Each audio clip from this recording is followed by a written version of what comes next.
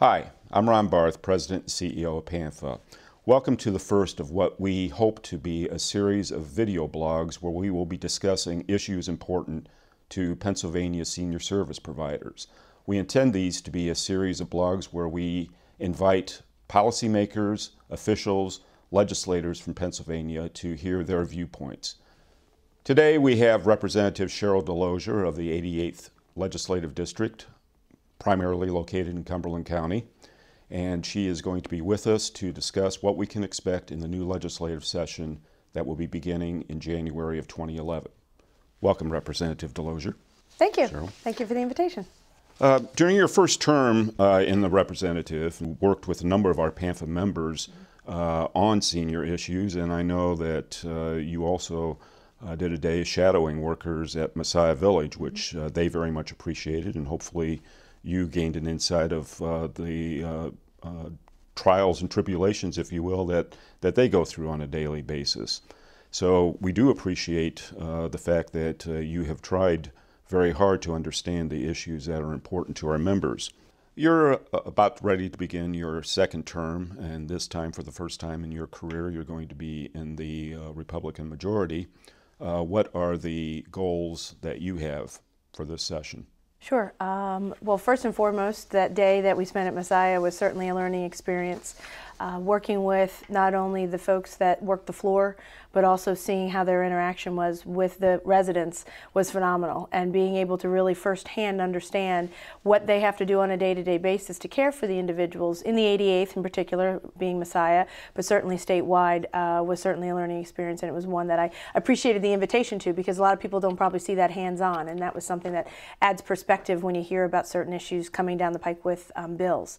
As for the majority, we're very excited about looking forward to being in the majority. And, you know, as we stand right now, we're facing a budget deficit before we even start the negotiations. $4 to $5 billion has been estimated, and hopefully that will not grow.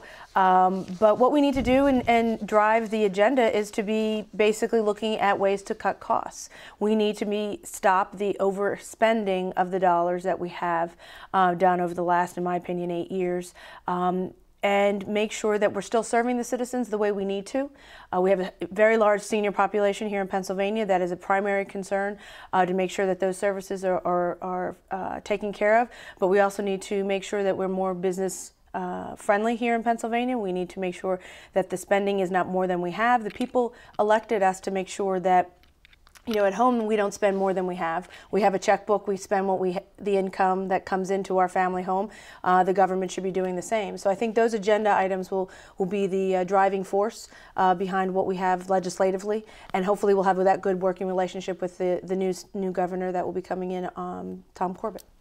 We understand that you know, the budget is very tight, and we understand that Governor-elect Corbett has pledged no new taxes, no new fees. And we respect the fact that he and I think the Republican Senate and the Republican House are very firm about that. Yet we have inadequate Medicaid funding right now.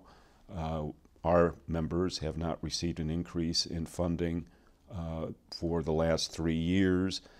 In fact, the state's own regulations say what the rate should be, and they are not being funded even at the rates, let alone the cost. We're about 10% below what the state's regulations say we should be paid.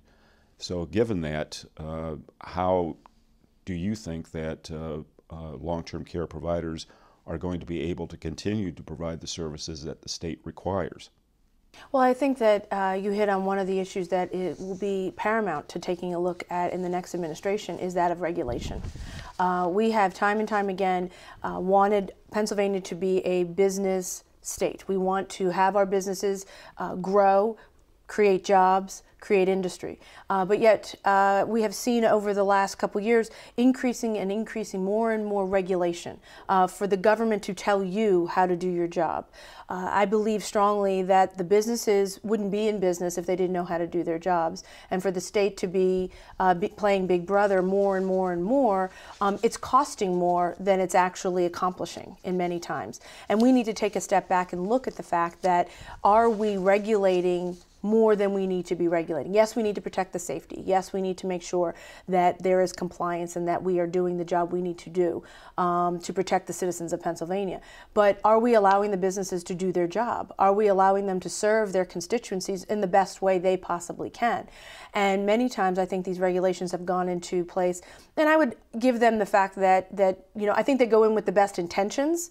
Many times when we are developing regulations or we're developing new laws or anything, I think the intention is a good one. I think the original thought might be a good idea because they want to protect their citizens. And many of those ideas come from a situation that might have been in their own district, or might have been something that they're familiar with, that they say, well, we can't have that happen again, so we have to do this, this, this, and this. But a lot of times what we need to do is take that one instance, fix that one instance, and it doesn't necessarily have to be a statewide entity fix, because in many other cases it might not have been an issue.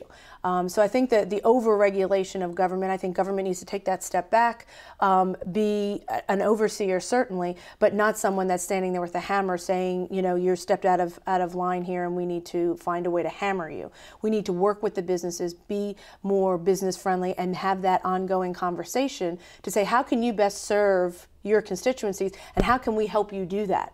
Not how can we hurt you or how can we be punitive against you on a regular basis, but how can we help you better serve the constituencies of Pennsylvania? Yes, it's true that the state does have some control over the regulations, but quite frankly, many of our providers, in fact, most of the providers are certified for Medicaid, and that means they have to follow the federal regulations, and the state really can't control the federal regulations. So how do we deal with the fact that there are still these requirements, yet there is inadequate funding for the services?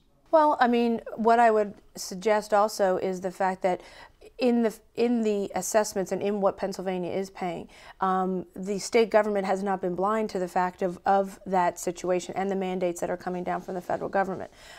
In the last, since I believe it's been about since 2005, 2006, there have been transfers and reappropriations from this governor for MA, and being able to bring those dollars in. They've taken it from the the tobacco settlement and brought it over and to use for MA. And I think that my point would be the fact that they have not been blind to the fact of the need for additional dollars. They also have to have the constraints, obviously, of what money is there.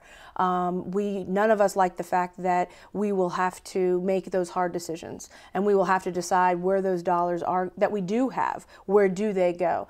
But I certainly think that the state government is well aware, and I know personally I am, and many others that understand the fact that our senior population is the largest that we have. We are a leader in the nation when it comes to the senior population.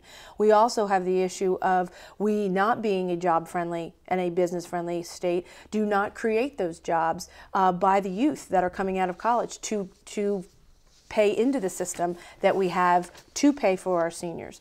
We need to not only look at our senior population, but we also need to look at how are we paying for the system as a whole. Many times we're seeing people graduate from our wonderful colleges here, both private and public, and leaving the state of Pennsylvania because they can't find a job here. We need those individuals here working, paying taxes, paying into the system because we have such a large population of our seniors. It doesn't say that by the dollars that you're talking about, I truly believe that those that are in the state government don't weigh down or reduce the importance of the seniors and the payments that they need to exist. But I do say that we also have other issues that are playing into the system that we need to address in order to support what we have as a long-term care here for our seniors. We also have the lottery fund here in Pennsylvania. I think we need to protect that. think we need to make sure that that direct benefit to our seniors remains that. There was a discussion in the last budget cycle of diverting some of those funds not to senior programs, but to other debts that we have in our state, and I think that's the wrong way to go. I think we need to, as Pennsylvania is a leader in how we pay for some of our senior services, and we use the lottery to do so, and I think we need to maintain that without diverting those funds to other causes, because once you start doing that, it's, as they call, a slippery slope to be able to oh well, we need more money for here, so let's go back to the lottery. I think we need to maintain that sanctity, that is where those dollars go, and be recognizing the fact of how large our population is as a senior. Well, thank you very much for your time and insights. It is a new legislative session. There are a lot of new legislators out there. What advice do you have for our members and how to make sure that their own legislators know the issues, understand the services that they do, and are going to be informed about all of these topics? Well, I think right now PANPHA has done a wonderful job being out there, talking, making sure the issues are known. And I think that as we start the new legislative session, as is well known, we have to start new bills again. So any of the old bills that I know were of interest to you, to reintroduce them, get the sponsors to do so, find new sponsors if those sponsors are no longer there. But I think the advocacy and the work on behalf of your members has been very, very good, and keeping that what's important to you in front of the legislators is the best you can do, and certainly you've done that well, and so I'd continue the good work. Well, you certainly know some of our members, Yes. and we encourage our members to get to know their legislators and invite them in to let them make sure that they know the services that And invite them providing. out for a tour and be part of the day, because Right. can't learn better than being there. Right. Thank you, Representative Delosier, for taking the time to be with us today. And thank you for joining us for our first video blog. We'll see you next time.